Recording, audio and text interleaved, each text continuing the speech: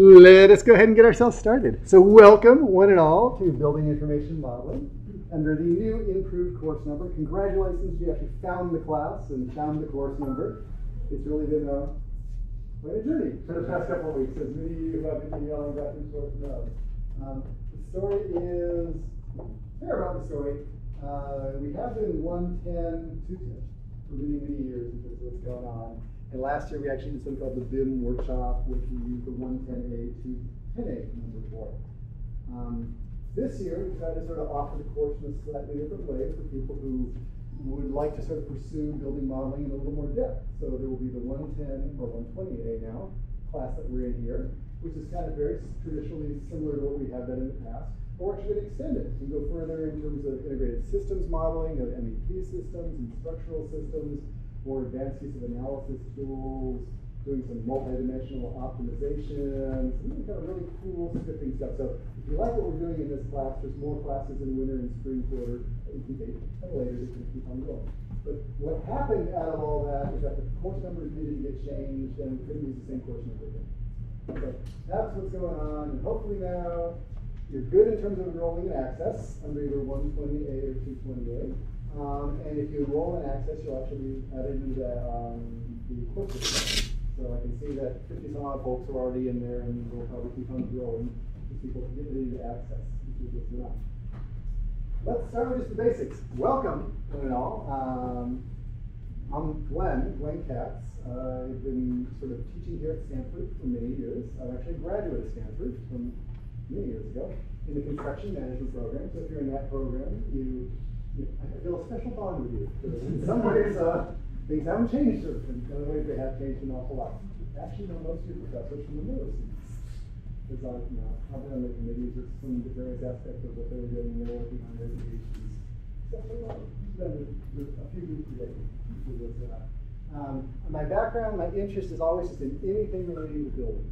So I started out with a love of architecture, ended up graduating from my degree in structural engineering, came here to get a degree in construction management, and just anything involving buildings, all aspects of how they get built, really building systems, and really how technology factors into the way we design buildings is really what I love.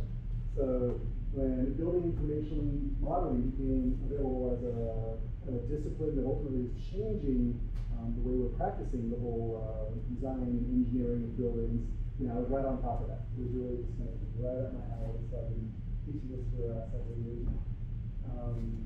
In addition to sort of working here at Stanford, I actually also work at Autodesk. Okay, and I say that, and I want to sort of almost put a little asterisk behind it or something like that. I'm not here as a vendor for Autodesk or any sort of particular representative. What happened to really use a lot of Autodesk software, how I actually started working for Autodesk is we use it in class, and then when they wanted someone to go basically help share with other universities how we could do building modeling and incorporate it into their classes, they hired me to come on board to kind of do that. But while we're here, whatever, I'll beat up on it just as much as you'll beat up on it in terms of being very honest about sort of what works well, what doesn't work so well, and where things need to improve. But where it can be a conduit in terms of bringing messages back to Autodesk about where things and processes can be improved. So while I'm here, I'm wearing my Stanford hat. You're going to figure out very quickly that I'm a very informal person, very interrupt-driven. I'm not Professor Katz, I'm Glenn. Okay, and just please address me that way, that'd be fine. I'll try to remember first names as best I can and address you that way too.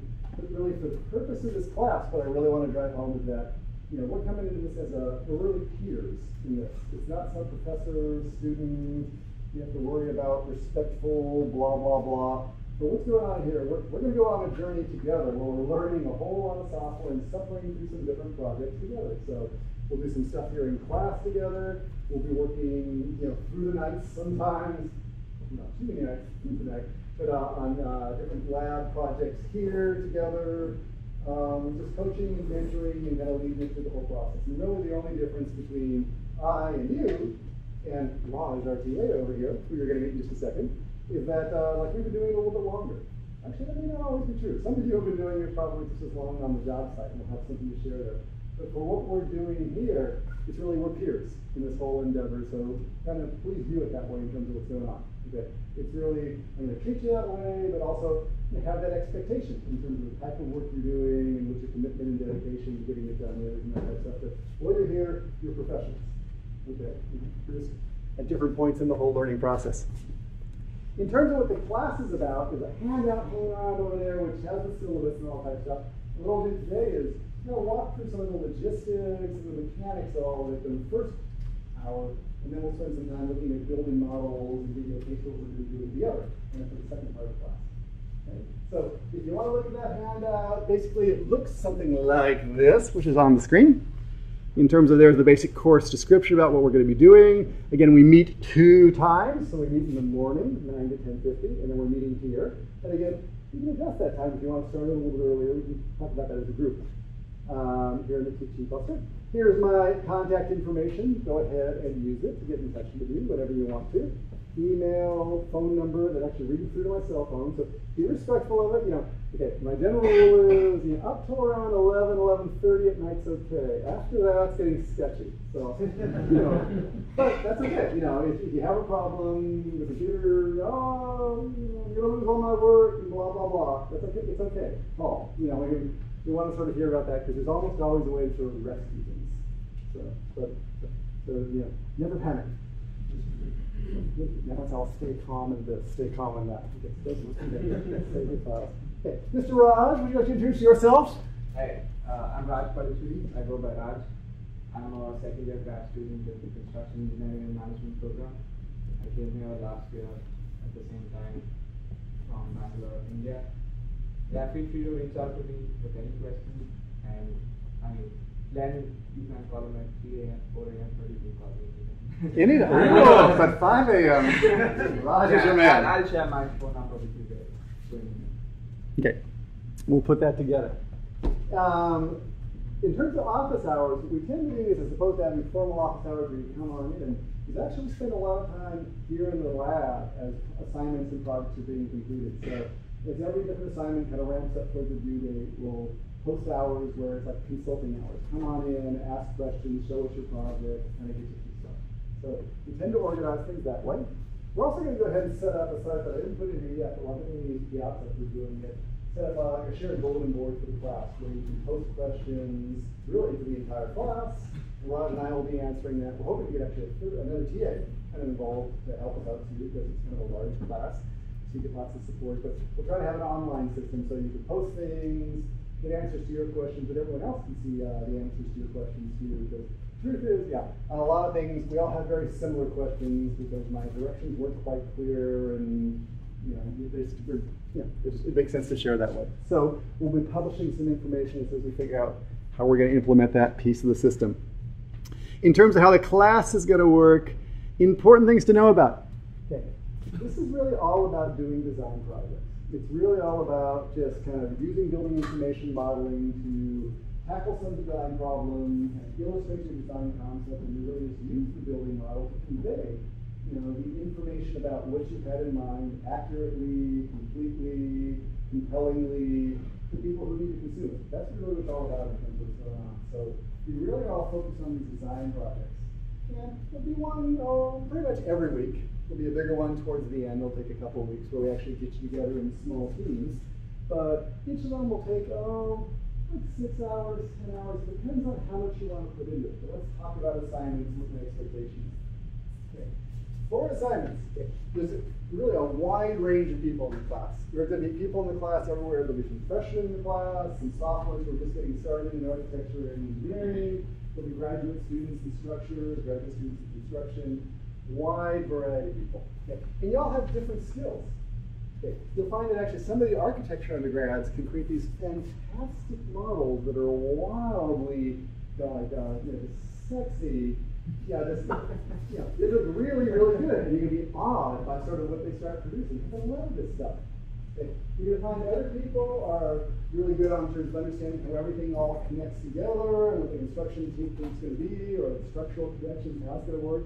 And those people may create more like dog houses and kind of more flourish things. And that's okay too. You got to know that right up front that no one's going to be evaluating based on the quality of your design. Everyone's going to sort of push it at different levels and really kind of express their design creativity in different ways. What we will be looking at, though, on the other hand, is just really how well you're actually putting together models and using the tools to communicate about your design. Okay, so things like the completeness. If I sort of say I want a floor plan and 3 sections and a roof plan, did you actually give us that? You sort of just, check, check, check. Did you actually sort of complete it? Is your model sort of holding together well? Is it kind of constructed the way it should be, or is it kind of hanging loose around all the edges? Oh, what else? Timeliness. Timeliness turns out to be very important. And as professionals, there's this whole notion that if the project is due at 6 o'clock on Tuesday, pretty much the best project in the world that comes in at 6:15 on Tuesday just sort of gets discounted, no matter how much work you put into preparing the bid or getting ready for it. So we'll be quite that harsh about it, but really, I always set things up so things are due at 11:59, like on the day that they're due. Network's being slow, and it's 12:02, and it's 12:03. Don't sweat it. You don't have to call at that point, begging for forgiveness and stuff like that. No one looks at that. But don't let things just sort of roll a week late, 2 weeks late. What ends up happening is the next assignment comes through and you get behind this big wave of stuff and you never get it all completed. So for each of the different projects, it's kind of open-ended. That's actually one of the hard aspects about building modeling is that unlike like engineering problem set where you grind your way through and you get to the answer and you're done. It has a very distinct ending point. Building modeling is kind of infinite. On most projects, I could keep on modeling for as much time as you want to give me. If you give me a day, I'll give you a model. If you give me a week, it'll be a better model. If you give me 6 months, it'll be a really complete model. But as you work on these things, that's kind of my guideline. If you're spending more than 10 hours getting it done, you're spending too much time on it. So just no one to say stop. You're just gonna, okay, assignment comes in, maybe it's hanging loose around the edges a little bit. I'll learn some things and fix it up on assignment 2. This is not a heavy-duty kind of grind you grading class. This is actually a pretty easy grading class because what's going on? Get the work done, get it on time, complete, blah blah blah. Everyone looks pretty good at the end of the work. Okay, so don't worry about if we're pointing out things on the assignments that could be better. Take it in that light. It's not that you're getting D and oh my God, I'm getting a C because I took off 3 points. It's not that. It's really more, take it in the spirit of, these are things that you should probably work on for next time and go with it. So don't worry about the grading aspect too much. There's no midterm, no final exam. Everything gets scored and ultimately, some big curves together and generally people do pretty well. But the only way you get in trouble is just not turning things in. Okay, so try and keep things in. Sure. That's kind of in terms of assignments and grades. How does that feel so far? Questions? Fair enough? Yes? I tried to go in how far the goal is closed. Okay, go through and enroll. Make sure it is 120 or 220 for you? 228. Okay. There was a problem where we had set the course limit at 50, and I think it sort of got to the point where we maxed that limit. So Jill is, okay, next time you see Jill, Felice, upstairs, thank her. Be very nice to Jill. She's had a really rough first couple of days, especially with this class in terms of all the things. If you're having trouble today, the limit of 50 is about to be raised, so try tomorrow or something like that. But don't worry, your space is safe. Try it again on Access, because she's trying to just raise the cap. And I think some people we got to 50 and then it kind of closed it, but we're just expanding it to kind of keep on going. Okay, but make sure it's 228. Okay, in terms of what's going on. So hopefully that'll work its way out. By hook or by crook, by the end of the week, everyone will be enrolled. The registrar's office may have my neck, but we're going to have everyone enrolled in terms of what's going on.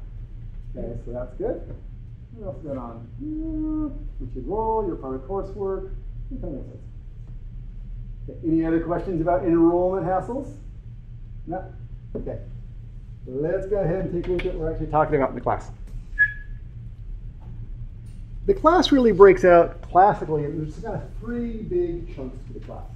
The first part of the class is really all about just learning how to do modeling of buildings and the building elements and just kind of working them through. So we start out, just kind of talking about how building models come together, and modeling is a very simple building, and that's what we're going to do on Thursday. We, in the course of an hour and a half, going to go through and basically put a building together with walls, doors, windows, roofs, floors, and get it on sheets. Okay. It may not look like much of a building. It may look like a doghouse or something like that, but you're going to have a whole experience of seeing how all the pieces kind of come together. And then after we do that together, we're going to go through and just kind of back it off and look at each of those different elements in a little bit more detail. So we'll look at the specifics of walls and the nuance of walls versus curtain walls and all the things you can do to kind of really model those accurately. Doors, windows, floors, ceilings. You just sort of start building up. You build up your whole library, your vocabulary and stuff, and your toolkit gets really big. Okay, at the end of like 5 or 6 sessions. Okay. After we go through and just really get pretty good about modeling different types of things in terms of custom things that aren't in the libraries, we spend some time just looking at how that information is communicated. So we look at how you cut and create different views, control their appearance, and ultimately present them and get them all on sheets. So within that, schedules, formulas, and parameters to kind of things together.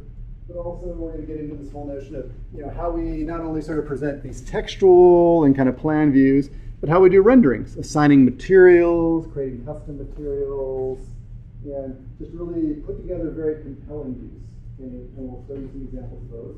Even getting down to the point where we're looking at interior and exterior settings, walkthroughs and animations, just all these different ways that are sort of very appealing in terms of how you go and present and share your model. Okay. As we move down a little bit further, we get into some variations on models. We're actually going to sort of start to explore the notion that models can actually have variations to them, that it's really not just sort of a single model, but we can actually have different time phase models. We can think about the issue of a renovation where there's an existing, we're demolishing some, we're adding some new things to it. So we'll think about sort of a time based as we move through time, how a model changes. But also look at the notion of design options, which is kind of like alternate realities. You sort of have the base model, but we have this parallel universe, which shares a lot of attributes with the base model, but might explore a different alternative for some aspect of the building.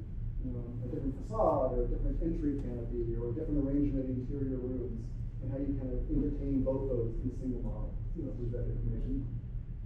Then we finish up with really a look at just analysis and really how we can use these models for analysis.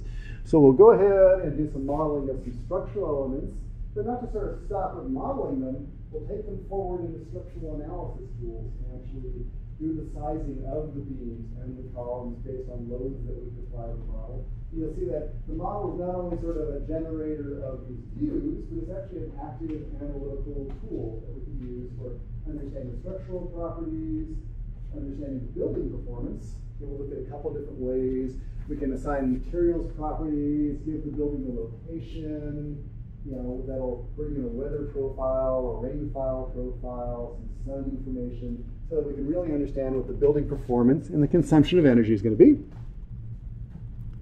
We'll also ultimately take the model towards construction applications, looking at how we can pull information out of the model for a cost estimating and a quantity takeoff application, as well as looking at some model coordination and some simulation. So if you're in 241, this stuff becomes very, very relevant and useful to you in terms of some of the work you have to do in that. After Thanksgiving, we're actually going to sort of work on a little joint design project where basically you'll be combined with some other folks who have different disciplines. So if you're a structural engineer, you'll probably be working in a small team with someone who identifies more as a design major, someone who identifies more as a construction major, maybe someone who's sort of an energy and earth systems major. But pulling you together on working on some joint design project and then ultimately documenting and presenting the results from all those different aspects. Building models give you the ability to do that. So at a high level, really what's going on here is we're just sort of building up a vocabulary, we're learning how to apply analysis to these models with a goal that ultimately, as you get better and better and move through the quarter, your thinking about the design moves from just sort of your architectural intent, how you're thinking about it just kind of in a very qualitative way, to actually understanding how you can use analysis to inform your design and really test your assumptions and make sure from the very earliest stages that your design is really delivering on the standards that you ultimately are hoping to deliver to them. So that's a rough overview of like what's going on. Day by day it'll change a little bit based on how our case is working. But questions about the overall flow in terms of what we're covering in this? That sort of makes sense? Okay. No worries. Just want to make sure you're in the right place. It's one of those things where at the beginning of the flight they tell you which city you're going to, and you want to make sure that it really is the one you had in mind. Okay. Yes? Do you put too much detail for the gauge evaluation performance? Say one more time. How much detail do we go for gauge performance evaluation? We will take it in terms of showing you how the building model we can really create schedules to compute some of the different quantities that are used for different lead criteria. So if we want to look at something like the percentage of recycled material or percentage of locally sourced material, we'll show you how you basically can set up reports to use the model to report some of the information that you would put into a lead analysis. But we'll also show you a tool called Green Building Studio, which will let you take the model at a high level and just look at things like, oh, let's try some energy saving measures, let's try some water saving measures to really understand, if we put in a gray water system or we put in a rainwall water collection system, given the catchment area and the rain profile, how much will we be able to offset and how many lead points will we get out of that? So I'd say we equip you to get into a lot more detail, but we give you the high levels. No worries. Any other questions? Okay, let's go ahead and just go through some of the logistics. And I apologize, this kind of gets boring, but we'll try and get this all out of the way. Okay, in terms of meeting, we are meeting here in the teaching cluster. To get into the cluster here, actually, the software is available here in the cluster. It's actually available a couple other places too. If you're an architecture student, you have access to the studio up in 266. Okay, the software is installed there. If you're a student who has access to the iRoom, okay, all the same software is available up there too. So, depending upon where you need to be and what rooms you have access to, you'll find it on just about every departmental computer. Okay. If you're using this room, okay, here's the basic information about how you get in here. There's a door code you need, 113751, to kind of tap in. To get into the building after 7 p.m., okay, you need to use your student ID. If your IDs aren't already activated, so you can give the list to Christina, and somehow in a few days it works its way through the system so that you can get into the building after hours and on weekends. So if it's not working just yet, we'll get that fixed. There's a different door code for up there, 266. If you're an iRoom student, talk to Teddy and the folks up in Psyche about getting access to the key to that room. That's a key access instead. Okay, logging into these workstations. Let's talk about these workstations. They're set up a little bit differently than they've ever been set up in the past. Hopefully in a way it's going to be very convenient for you. To get into these machines, you log in with your student ID and your password. And it takes a little bit of time to set it up, but ultimately it maps it so the machine points to have a kind of shared file server space on something called AFS, or the Andrew file system. So wherever you work, if you store your documents on AFS, they'll follow you. So when you log in upstairs in the Psyche iRoom, your My Documents folder will look mysteriously like the one you were working with down here. So that liberates you a little bit in terms of having to worry about any specific machine. If you worked on this machine and he's on this machine now and you won't get off this machine and I need to complete my work, that's okay, because you can go over there just as easily as over here, and it doesn't really matter a whole lot. So always store your things in the My Documents folder that you have accessible to you as part of that system. Don't put them on the desktop, which is sort of an easy, put them on the desktop, because those get wiped out. They keep on getting refreshed and stuff like that. Put them in your My Documents, and that'll take care of that. Always make sure you log out when you leave, so that the next person who comes in isn't sort of accessing all your documents. I tend to also actually carry a thumb drive, a USB thumb drive with me, and put copies of documents on there, just in case something's wrong with the network. It's just nice. I always have one of those too. So, actually, I need to correct this, because you can't put them in My Documents folder, because it's going to be mapped with me. But Play it safe. Always save things. In fact, as you're working, save, save, save. Save often. Only work without saving as long as you feel comfortable saying, I didn't need that work anyway. It can just go away. Because software crashes. It does. So, it's going to really keep on reminding you to save now. And take the time to do it. This is better than 4 hours later when it finally does crash. That's when I get the panic call, oh, I need to resurrect my work. And actually, there are ways to resurrect your work, because it actually logs keystrokes, just so you know.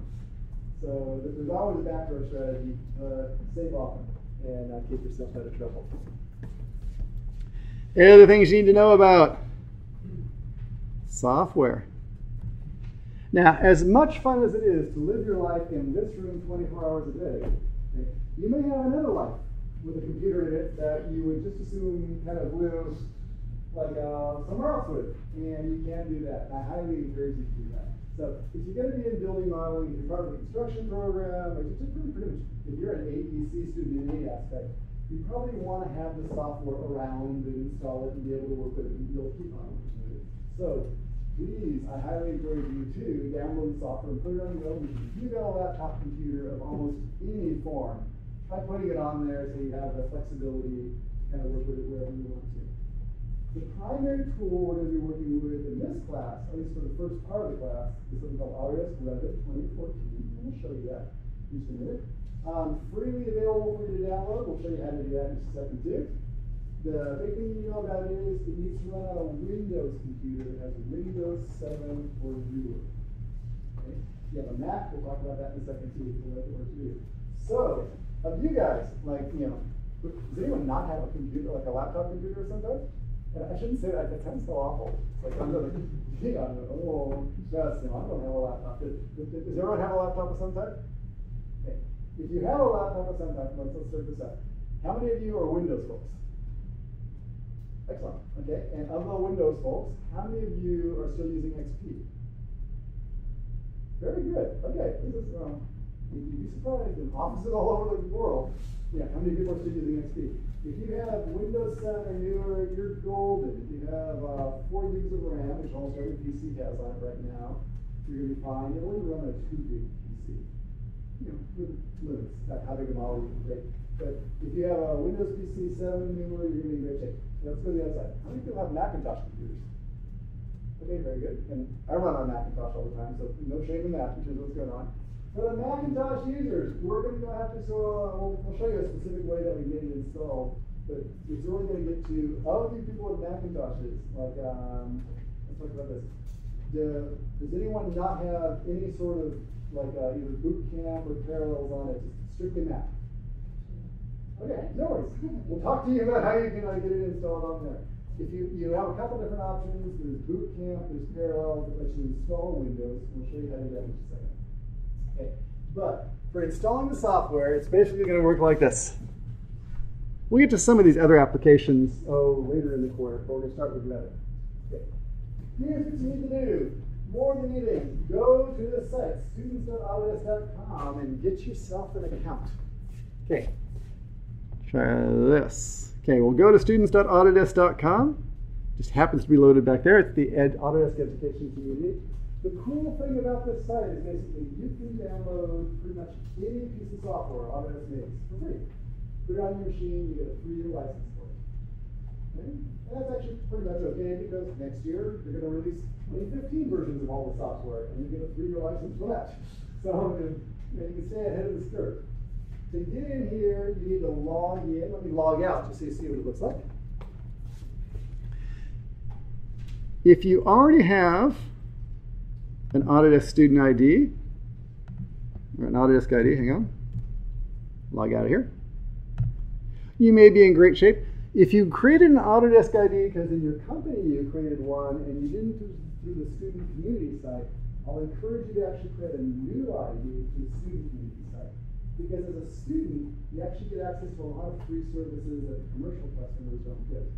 Okay, so make sure you have an Autodesk ID that came from the student site because it'll give you access to unlimited cloud rendering and a lot of unlimited things that commercially, like there's caps on, which is what's going on. So come on in, you're going to register yourself.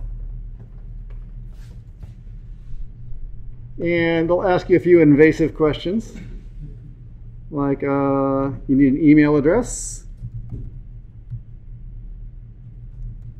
It doesn't have to be a Stanford EDU address. So if you've already used your Stanford EDU address, or you can use a Gmail address, any address you can. It doesn't care about that at all, because you sign your life away again a little bit later. I am a student. Just work with me on this. Okay, we'll go through to step 2. You go through and put in all this information, your first name, your last name, give it a nice password, confirm your password, security question. What's your favorite city? How did you meet your spouse or significant? That's a little personal. I'll go, just about everyone in the world knows that I was born in Los Angeles. You see that? Okay, date of birth, we'll skip that for now. State school, California, Stanford is the city, and you'll find Stanford University in there. Super. If you filled in the rest of that, continue to step 3, you'll have a new Autodesk ID. Okay. That's as invasive as it gets. So go ahead and create a new Autodesk ID for yourself. Once you have that ID, you'll be able to log in. And let me show you what that gets you. If you log in, and I'll sign in there, you'll find I have many alter egos and aliases too. It takes you to the site. Probably the most interesting piece of the site to most people is this part that says free software. And under the free software, there's a bunch of software available. So the whole portfolio is available under here. The one that we're going to start with is one called Revit. So it's right there. Let me warn you as you download and install this. You'll see there's actually a couple of variations on Revit. There's Revit Architecture, Revit MEP, Revit Structure, as well as Revit. We'll talk about what that's about. Up until 2012 version of all the software, there were actually 3 different packages: Architecture, Structure, MEP. It sort of had libraries that were customized to those different domains. As of 2013, they just unified that and put it all together into a single product. So for our release, for 2014, the newest software, just go to Revit, the unified package is all in one place. So if you need to find an older one, or maybe I should express it the other way. If you go to Revit Architecture, and you try to select your version, you won't find 2014 because it's hiding under Revit. So you'll choose 2014, you choose a language, not too many choices. Your OS, you'll say next. What'll happen is next, you get this. And this is the important information you have to kind of record. You could either kind of record it, I either copy and paste it out here. We'll also send you an email message for this information. But these numbers, the serial number and the key, you'll need a little bit later. Now, if I was on my PC, I'm on the Mac side right now, you see a button here that says Install Now. The Install Now is a good button. It just pretty much launches the script, starts going, and 20 minutes later it's all installed, hopefully. Barring Windows firewall problems and things like that, it'll be installed. So you should be able to just click that one. You could also do browser download. That'll download a file that you'll run. And if you run the file, you'll have to put that number in manually. Okay, but either way, you kind of get through the process. So try install now if it's available. If not, just do browser download, run through the process. And this is all documented for you in that handout. So if I go popping around, something about the installer, make a note of your personal number, click install now. If you have a problem, go back and do browser downloads, install, put in your number. Okay, you finally get that. At the tail end of this big process, you get this message which says you got a license which is good for 1,081 days, something like that. So go ahead and click close and you're ready to run the software. So please go ahead and try that if you can, between now and Thursday, please try that. It would be really great to kind of triage some of the issues people are having on Thursday.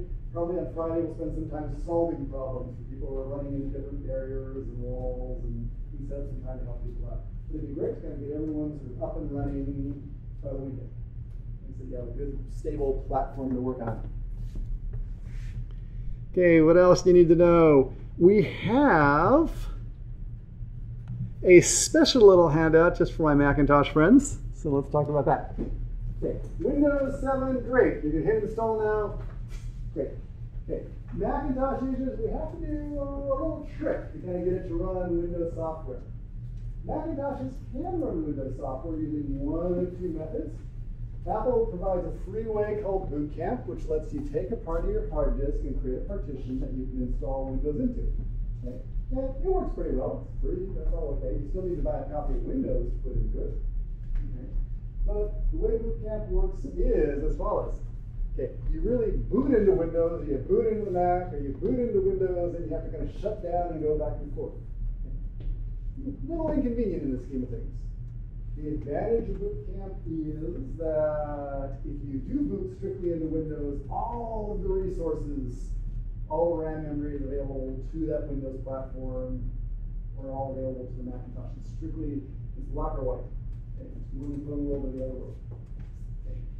If you have a machine that doesn't have very much memory, if you have a machine that only has like 2 gigs on it, something like an older Mac, you'll probably need to do this just because you don't have enough memory to split the memory.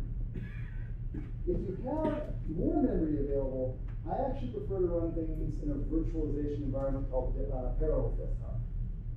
There are other ones. There's VMware Fusion. There's one called Sunbox. There's a number of different ones available. Parallels tends to be at least one of the more reliable ones I've been working with for quite a while now. And the way Parallels works is this. Okay, when you're running Parallels, okay, so basically I'm looking at the Mac side right now. You might spot the menus. Okay, that's the Windows side. Mac side, Windows side, Mac side, Windows side. Okay, it just pops back and forth very easily. So it's kind of nice and convenient to run it this way because you can sort of keep both sides open. The trade-off is you have to have enough memory to make it work. Okay, so I do this on a 4 gig MacBook Air, and that works just fine. So if you have a 4 gig machine, it'll work. This is a really souped up machine that I use for these demos. So I actually have 8 gigs allocated to it now. But if you have enough room to split the memory, I'd recommend going this way. Okay. In terms of, is there a performance hit? That's always the question some people ask. There actually is a little one, and we've done a lot of testing to measure it. Probably about 10% when you're doing a really computationally intensive thing, like you're doing some rendering, you're doing some really heavy-duty modeling. So, yeah, there's a little bit of a trade-off in there. But for what we're doing in this class, I'd make that trade-off. Yes. With Boot Camp, you still have to divide your memory, like your hard disk memory, into parts, right? Yes. You divide the hard disk, but you get all of the RAM. Yeah. Okay. Whereas with Parallels, you also, well, the hard disk consists of a big file just sitting out there in your Mac file system that you're splitting. So, no. Good. So, in terms of working with these, choose one of those that are available to you. Okay. If you're going to buy Parallels, okay, use this URL and get it for $39.99 as opposed to the $79 or $69.99 that it normally comes from. So you definitely get it cheaper as a student version. Okay, and I spent a while I always look for the cheapest way to get you up and running. So here's what I learned. Okay, Parallels will get you at least going for $39.99. A little bit of a hit, but it's cheaper than the textbook you didn't have to buy. So think of it that way, if that makes it easier for you. Like textbooks are obscene now. I don't know, so $39 for a piece of software doesn't feel so bad, considering how much you're going to use it. Okay. Then you'll need the Windows operating system. Okay, Mac users, we don't have something installed just yet. Okay, you keep pushing that. It comes down to a question now of really, do you have a copy of Windows somewhere in your, like, between you and your friends and, like, in your world, can you get a copy of a Windows DVD somewhere? Okay. If you have a copy of XP or Windows Vista, okay, we'll actually need to upgrade it because we need to get to go to Windows 7 or newer. The truth is, they don't even really sell the 7 upgrade anymore, so you buy the 8 upgrade, and there's a Windows Pro 8 upgrade for $69.99. Okay, so that gets you in there. So if you have an XP disk, you need to go that route. But let's tell you even a better way. I figured out a sneaky way that's actually even better. You know, a copy of the Windows 7 DVD, no worries, you can use that. You get a copy of the Windows 7 DVD from someone, install that, create a parallels virtual machine. You don't need, you could upgrade it, you don't need to. It'll run just fine under 7. All these machines are running Windows 7. If you don't have any DVD, yeah, you're just out of luck. Okay. Do not, I repeat, do not, like, go right out to the store and pay close to $200 for a brand new version of Windows that's not an upgrade and stuff like that. Because there's a sneaky other way to do it that really will save you some. It turns out the Windows upgrade actually can upgrade anything, including a preview version of Windows. And one of the things that's available if you do work with Parallels is they actually have a preview version of Windows 8.1, the operating system, which just hasn't quite been released yet, but it's actually stable, okay, that you can go ahead and use to create your Windows virtual machine for this class. And that Windows virtual machine that you create will be perfectly valid through January 15th, which will get you through this class. Okay, so no additional cost for Windows. What will happen is, after January 15th, you will want to upgrade, and we'll probably get one of these like $69 deals to upgrade if you want to keep on going and have a full 8.1 version of Windows going. Okay, so that's actually probably the cheapest way to approach the whole equation. I'd probably go that way. But really, everyone will have a slightly different path they want to use. And for any specific machine and set of characteristics, whatever, we can advise on that. Okay, so just know you have some options in terms of how you do that. Okay, so think about it. You need to get started tomorrow. Don't go plunking down $200 for Windows, because you don't need to. I should also let you know that some departments on campus actually have availability of free copies of Windows. Okay, we don't in civil engineering. If you have friends in the electrical engineering department or the mechanical engineering department, they have the ability to actually get a free copy of Windows. Okay, so I would certainly never advise you to go ahead and use someone else's copy of Windows to install this, but I just want to let you know that that's out there. So, I don't know. What you do outside this classroom, I have no control on. Okay, does that make sense? Okay, so let's leave it at that.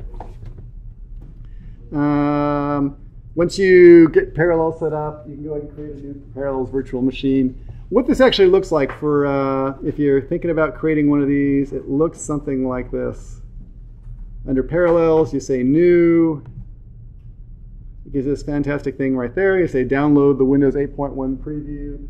20 minutes later, you have a Windows machine on your Mac and you're up and running. Okay, so not bad in the scheme of things. Okay, let us pause there on the logistics side. So I think that's most of the logistics stuff. Did I forget anything? I think it's most of it. Got syllabus, got that. Yeah. Questions about all this, like hardware, downloading, software. You don't have to do it if you go out work on these lab machines, but then these things are more flexible. Yes? I just have a question about the parallels. Yes? Can you like close one side if you don't want to split the RAM? Oh, okay. Yeah, it's really just a process. It's running as an application. Okay. So if you're not running Reddit, it's like just quit. Okay. And then everything comes back.